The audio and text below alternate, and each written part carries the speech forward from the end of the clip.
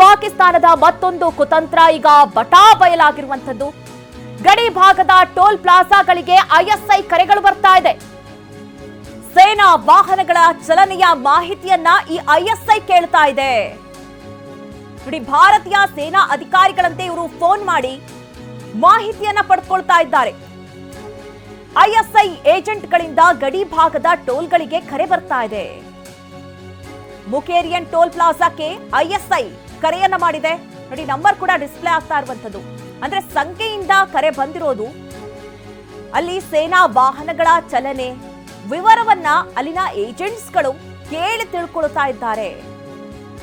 ಆದ್ರೆ toll manager ಮಾಹಿತಿಯನ್ನ ಬಹಿರಂಗ ಪಡಿಸಿಲ್ಲ ಅನ್ನೋ ಸಪೋರ್ಟ್ ಮಾಡೋದಲ್ಲದೆ ಈಗ ಅಭಿ ಪಾರ್ಟ್ನರ್ಶಿಪ್ ಫರ್ಮ್ ಸ್ಟಾರ್ಟ್ ಮಾಡಬೇಕಾ ಅಥವಾ ಪ್ರೈವೇಟ್ ಲಿಮಿಟೆಡ್ ಕಂಪನಿ ಸ್ಟಾರ್ಟ್ ಮಾಡಬೇಕಾ? ಕನ್ಫ್ಯೂಷನ್ ಯಾಕೆ? ಒಬ್ಬ ಎಕ್ಸ್ಪರ್ಟ್ ಜೊತೆ ಮಾತಾಡು. ಎಕ್ಸ್ಪರ್ಟಾ? ಎಲ್ಲಿ? Boss Vala B the boss ಆಗ್ತಾ ಇದೆ. ಗಡಿ ಭಾಗದಲ್ಲಿ ಅದನ್ನ ತಿಳ್ಕೊಳ್ಳುವಂತಹ ನಿಟ್ಟಿನಲ್ಲಿ ಈ ರೀತಿಯ ಪ್ಲಾನ್ ಗಳನ್ನ ಮಾಡ್ತಾ ಇದೆ.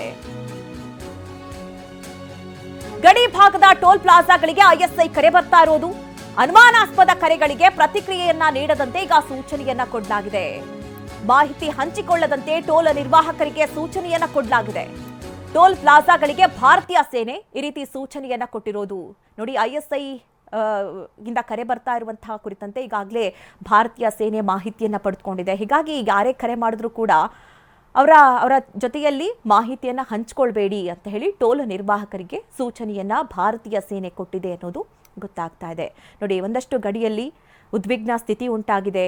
ಅಲ್ಲಲ್ಲಿ ಕದನ ವಿರಾಮವನ್ನ ಪದೇ ಪದೇ ಪಾಕಿಸ್ತಾನ ಉಲ್ಲಂಘನೆಯನ್ನ ಮಾಡ್ತಾ ಇದೆ. ಅದಕ್ಕೆ ಸರಿಯಾಗಿ ಭಾರತೀಯ ಸೇನೆ ಕೂಡ ಟಕ್ಕರ್ ಕೊಡ್ತಾ ಇದೆ. ಜೊತೆಗೆ ಒಂದಷ್ಟು ಭಾರತೀಯ ಸೇನೆ ಕೂಡ ಅಲ್ಲಿ ಬೇಕಾದಂತಹ ವ್ಯವಸ್ಥೆಗಳನ್ನ ಮಾಡ್ಕೊಳ್ತಾ ಇರೋದು ಗೊತ್ತಾಗ್ತಾ ಇದೆ. ಆದ್ರೆ ಆ ವ್ಯವಸ್ಥೆ ಹೇಗಿದೆ, ಏನೆಲ್ಲ ನಡೀತಾ ಇದೆ ಗಡಿ ಭಾಗದಲ್ಲಿ, ಭಾರತೀಯ ಸೇನೆ ಏನೆಲ್ಲ ಪ್ಲಾನ್ ಮಾಡ್ಕೊಂಡಿದೆ, ಇದೆಲ್ಲದರ ಬಗ್ಗೆ ಮಾಹಿತಿಯನ್ನ ಪಡೆದುಕೊಳ್ಳೋದಕ್ಕೆ ಐಎಸ್ಐ ಕೂಡ ಈ ರೀತಿ ಕುತಂತ್ರವನ್ನ ನಡೆಸ್ತಾ ಇರೋದು ಗೊತ್ತಾಗ್ತಾ ಇದೆ. ಅಂದ್ರೆ ಭಾರತೀಯ ಸೇನೆಯ ಹೆಸರಿನಲ್ಲಿ ಕರೆ ಮಾಡೋದು, ಅಲ್ಲಿ ಏನ್ ನಡೀತಾ ಇದೆ, ಏನಾಗ್ತಾ ಇದೆ ಅನ್ನೋದ್ರ ಬಗ್ಗೆ ಮಾಹಿತಿಯನ್ನ ಪಡ್ಕೊಳ್ಳೋದು, ಅದರಿಂದ ಎಚ್ಚೆತ್ತುಕೊಳ್ಳುವಂತಹ ಪ್ರಯತ್ನವನ್ನ ಪಾಕ್ ಮಾಡ್ತಾ ಇದೆ. ಆದ್ರೆ ಇದು ಭಾರತೀಯ ಸೇನೆಗೆ ಈಗಾಗಲೇ ಗೊತ್ತಾಗಿದೆ.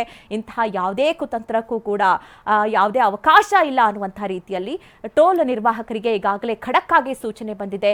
ಯಾವ್ದ್ಯಾವುದೋ ಬೇರೆ ಬೇರೆ ಅನ್ನೋನ್ ನಂಬರ್ ಇಂದ ಕರೆ ಬಂದ್ರೆ ಅದಕ್ಕೆ ಯಾವುದೇ ರೀತಿ ಮಾಹಿತಿಯನ್ನ ಕೊಡಬೇಡಿ.